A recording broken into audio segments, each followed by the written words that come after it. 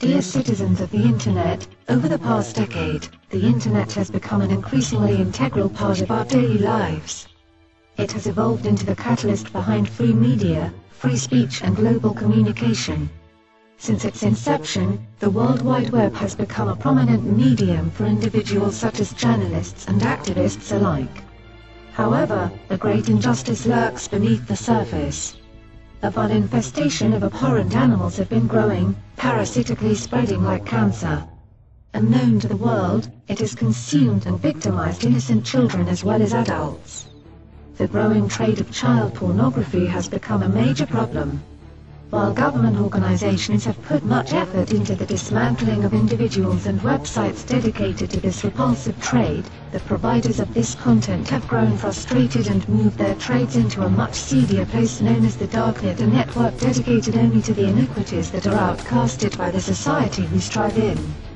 Unfortunately, a potentially benevolent resource has been corrupted by these sick and sadistic abominations of the world. We, Anonymous, have an eternal duty to fight against the social injustices of this world. When we came into this virtual realm, we were disgusted with the content that was provisioned and readily available for the perverted masses. Many of us had lingering traumatic images of the material that these pedophiles were hiding on the darknet. Anonymous took a pledge to defend the defenseless and fight for the fallen. We rallied an army called the Legion, and armed ourselves with our Chris Hansen cannons. We set out for the great hunt which has become Operation Darknet, also known as To Catch a Predator. We found that a majority of the Darknet pedophiles were using a site called Lolita City. We demanded that the major provider of the host known as Freedom Hosting rid their servers of such reprehensible materials. Unfortunately, to our horror, the owner of Freedom Hosting was the perpetrator for most of the pedophilic content.